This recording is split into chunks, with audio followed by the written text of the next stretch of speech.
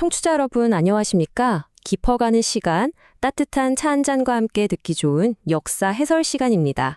오늘 저희가 들려드릴 사연은 제목부터 아주 흥미롭습니다. 바로 궁궐의 로맨스에서 피해망상까지입니다. 네, 안녕하십니까. 오늘만큼은 바쁜 일상은 잠시 내려놓으시고 저희 두 사람의 목소리에 천천히 그리고 편안하게 귀를 기울여 주시면 좋겠습니다. 오늘 사연의 주인공은 조선의 제16대 임금 인조입니다. 인조 임금의 가장 은밀한 궁궐 안채에서 벌어졌던 참으로 극적이고 기구한 이야기인데요. 자, 급할 것 하나 없습니다. 천천히 그 옛날 묵직한 궁궐의 문을 열고 들어가 보겠습니다. 오늘 저희가 풀어갈 이야기의 큰 줄기는 세 가지입니다. 어둠 속에서 피어난 한 줄기 빛 같은 이야기로 시작해서요. 어린 새 왕비와 기존 후궁 사이의 뜻밖의 경쟁을 거쳐 마침내 임금을 끔찍한 공포로 몰아넣은 피해망상까지. 이 세 가지 관전 포인트를 머릿속에 가만히 띄워두시고 따라오시면 훨씬 더 재미있게 들으실 수 있을 겁니다. 자, 먼저 시계바늘을 크게 돌려서 1636년으로 가보겠습니다. 청취자 어르신들께서도 잘 아시는 조선 땅에 몰아친 끔찍한 시련, 바로 병자호란입니다. 맞습니다. 한겨울 남한산성의 그 매서운 추위 속에서 수세에 몰렸던 인조 임금, 결국 산성을 내려와 청나라 황제 앞에 무릎을 꿇고 맨 땅에 이마를 찌우며 피를 흘려야 했던 참으로 치욕적인 항복의식을 치렀죠. 어디 그뿐인가요? 눈에 넣어도 아프지 않을 두 아들, 소현세자와 복림대군을 낯선 타국에 볼모로 보내야 했습니다. 게다가 엎친 데 덮친 역으로 무려 27년이라는 긴 세월을 함께 의지했던 조강지처 인열황후마저 전쟁 직전에 세상을 떠나고 말았습니다. 한나라의 군주로서 또 평범한 가장으로서 이때 인조의 마음은 그야말로 빛 한 점 없는 철저한 암흑이었습니다. 그런데 말입니다. 그렇게 모든 희망이 꺾인 것 같던 1637년의 어느 매서운 겨울날, 적막하기만 하던 궁궐에 아주 우렁찬 아기 울음소리가 울려 퍼집니다. 바로 인조의 딸 효명옹주가 세상에 나온 겁니다. 당시 인조 임금의 연세가 44이었습니다. 요즘으로 쳐도 늦둥이인데 그 옛날 44세 얻은 핏덩이 딸이니 얼마나 예뻤겠습니까? 정말 불면 날아갈까 쥐면 꺼질까.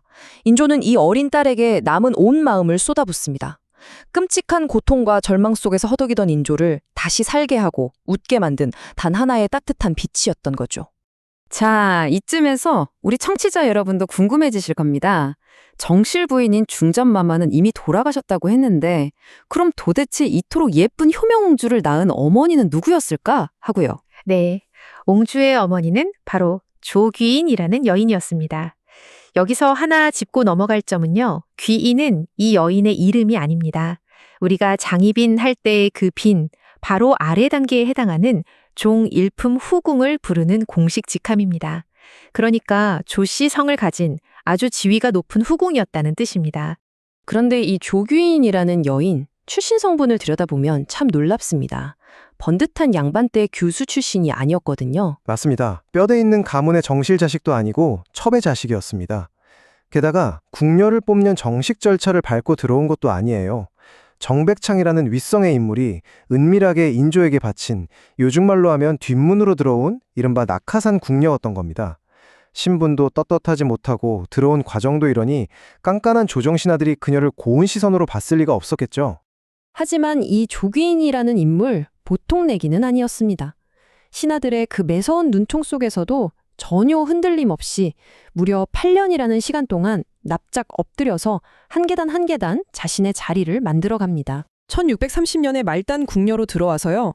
인조 임금이 전쟁과 가족의 죽음으로 가장 밑바닥에 떨어져 괴로워할 때 그 곁을 조용히 지켰습니다. 왕의 텅 빈 마음을 채워주는 유일한 안식처가 된 거죠. 그렇게 8년의 세월을 버틴 끝에 예쁜 옹주까지 낳으면서 마침내 왕의 절대적인 사랑을 받는 정식 일품 후궁의 자리에 오르게 됩니다. 조기인 입장에서는 드디어 내 세상이 왔구나 싶었을 겁니다. 그런데 사람 앞일은 참 알 수가 없죠. 이제 막 인조의 사랑과 권력을 독차지했다고 믿었던 조귀인에게 그야말로 청천벽력 같은 소식이 날아듭니다. 바로 전국 방방곡곡에 금홀령이 선포된 겁니다. 조선시대에 나라에서 금홀령을 내렸다는 건 딱 하나의 의미입니다. 백성들의 혼인을 올스톱시키고 나라의 새로운 어머니, 즉 인조 임금의 새 정실부인, 새 중전마마를 뽑겠다는 뜻이죠. 조귀인 입장에서는 억장이 무너질 노릇입니다. 이제 궁궐의 안주인은 나 하나뿐이라고 굳게 믿고 있었는데 웬 낯선 여자가 그것도 정식 왕비의 타이틀을 달고 들어온다니 발등에 불이 떨어진 겁니다. 청취자 여러분, 머릿속으로 한번 이 묘한 궁궐 안의 풍경을 그려보시죠. 새로 간택되어 들어온 중전, 장렬왕후. 이분은 뼈대 굵은 명문가 출신이긴 했지만 나이가 고작 15살이었습니다. 반면에 조규희는 20살 중반으로 산전수전 다 겪으며 왕의 속내를 훤히 꿰뚫고 있는 성숙한 여인이었죠. 15살 앳된 소녀가 인생의 온갖 풍파를 다 겪은 45살의 인조를 남편으로 모시게 된 형국입니다. 나이 차이가 무려 30살입니다. 솔직히 말해서 부부로서 깊은 정이 오가거나 말이 통했을까요? 인조 입천에서 새 어린 왕비는 예쁘다기보다는 그저 손녀처럼 어색하고 멀게만 느껴졌을 겁니다. 그러니 임금의 발걸음은 자연스럽게 마음 편하고 자신을 가장 잘 알아주는 조규인의 처소로만 향하게 된 것이죠. 결국 궁궐 안에서는 참으로 기묘한 상황이 벌어집니다. 새로 들어온 정식 부인인 중전은 찬밥 신세가 되고 후궁인 조규인이 덜컥 또다시 아이를 가지게 된 겁니다. 정비인 중전마마를 버젓이 두고도 연달아 아이를 가지게 되니 조규인의 기세는 하늘을 찌를 듯이 높아졌습니다. 궁궐 안에서의 입지가 그야말로 바위처럼 단단해진 거죠. 거봐라, 전하의 마음은 온전히 내 것이다. 조규인이 이렇게 속으로 승리의 미소를 짓고 있던 바로 그때였습니다. 자, 시간의 흐름을 다시 한번 짚어보며 넘어가겠습니다. 1636년에 나라가 뒤집히는 병자호란이 있었고요. 37년에 눈에 넣어도 아프지 않은 효명옹주가 태어났죠. 그리고 조규인이 두 번째 아이를 임신한 지 7개월 차에 접어들던 1639년 여름의 어느 날이었습니다. 권력의 달콤함에 취해 평화롭던 조규인의 일상에, 아니 온 궁궐에 갑자기 거대한 먹구름이 들이닥칩니다. 조규인의 가장 든든한 바람막이자 조선의 최고 권력자 인조임금이 갑자기 픽 쓰러진 겁니다.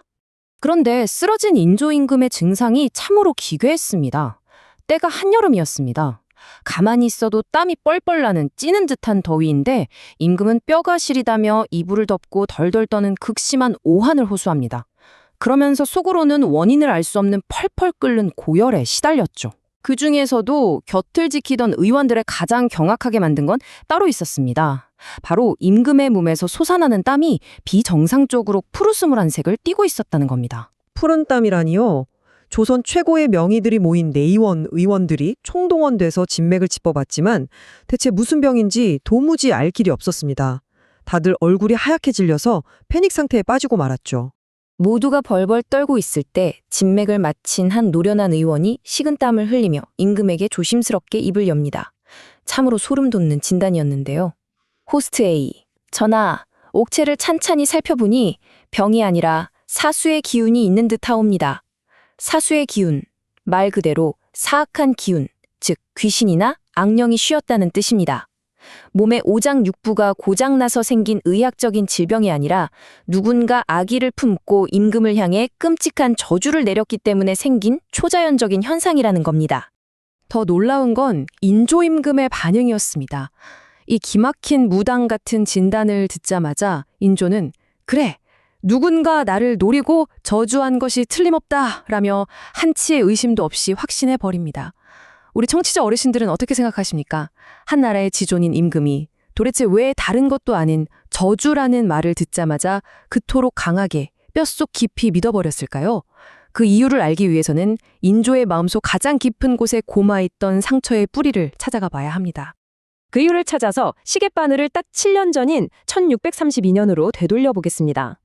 1632년, 사실 인조는 이때도 똑같은 병을 앓았습니다. 속은 타들어가듯 뜨거운데 겉은 얼음장처럼 차갑고 팔까지 마비되는 귀괴한 증상이었죠. 그때도 의원들은 병의 원인을 몰라 사악한 기운 탓이다라고 했었는데요. 하필이면 그때가 돌아가신 왕실의 어른 임목대비의 장례를 아주 성대하게 치르던 기간이었습니다. 그런데 그 국상 중에 궁궐 한 구석에서 아주 흉흉하고 끔찍한 저주 소문이 돌기 시작합니다. 게다가 영모의 내용에 적힌 비단까지 발견되면서 궁궐이 그야말로 발칵 뒤집히는 대형 스캔들이 터졌었죠. 호스트 A, 7년 전에 궁궐을 떠돌았던 그 저주 소문의 내용이라는 게 입에 담기조차 참혹합니다. 돌아가신 인목대비 처소의 궁녀들이 밤마다 으쓱한 곳에 모여서 은밀하게 요상한 제사를 지냈다는 건데요. 심지어 현재의 임금인 인조와 왕실을 저주하기 위해서 궁궐 마당 땅속에 죽은 고양이의 머리와 어린 아기의 머리를 퍼묻어 두었다는 너무나 충격적인 제보가 들어온 겁니다. 어르신들, 상상만 해도 등골이 오싹해지지 않으십니까? 내 발밑에 누군가 나를 죽으라고 그런 흉측한 것들을 묻어놨다고 생각하면 정말 제정신으로 살기 힘들었을 겁니다. 그런데 진짜 충격은 이 고양이 머리가 끝이 아니었습니다. 인목대비의 방을 수색하다가 몰래 숨겨둔 비단 세폭을 찾아내게 되는데요. 거기에 붉은 글씨로 쓰여있던 문구가 바로 이것입니다. 임금을 패한다. 지금의 임금을 왕의 자리에서 끌어내리겠다는 성뜩하고도 직접적인 영모의 선언이었습니다.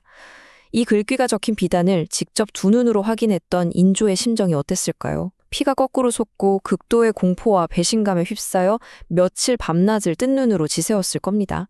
누가 감히 나를 죽이려 하는가? 하고 말이죠. 인조 임금은 이 끔찍한 저주와 영모 사건의 진짜 배후로 딱 한 사람을 지목합니다. 바로 돌아가신 인목대비의 친딸이자 촌수로는 자신의 고모가 되는 정명공주였습니다. 아시다시피 인조는 반란을 일으켜서 억지로 왕위에 오른 인물입니다. 그러니 마음속에는 늘 누군가 또 반란을 일으켜서 내 자리를 뺐으면 어쩌지? 하는 지독한 불안과 피해의식이 트라우마처럼 자리 잡고 있었습니다. 그래서 유력한 용의자인 정명공주를 당장이라도 잡아들여서 그 후안의 싹을 완전히 쳐버리고 싶어 했죠. 하지만 그건 불가능했습니다. 신하들이 결사 반대하고 나섰거든요. 왜냐하면 아무리 그래도 정명공주는 왕실의 가장 큰 어른인 고모 아닙니까? 명백한 물증도 없이 고모를 섣불리 죽였다가는 가뜩이나 정통성이 부족한 인조가 혈육을 무참히 베어버린 패륜군주라는 오명을 뒤집어쓰고 왕위마저 위태로워질 수 있었기 때문입니다. 결국 인조는 심증은 100%인데 손끝 하나 되지 못한 채 그 지독한 공포와 합병을 속으로만 꾹꾹 억눌러야 했습니다. 7년 전 처벌하지 못하고 가슴속 깊이 응어리진 채 골마버린 그 끔찍한 의심과 공포. 그것이 7년이라는 세월을 넘어 다시 귀괴한 병으로 나타나자 마침내 거대한 화산처럼 폭발해버린 것입니다.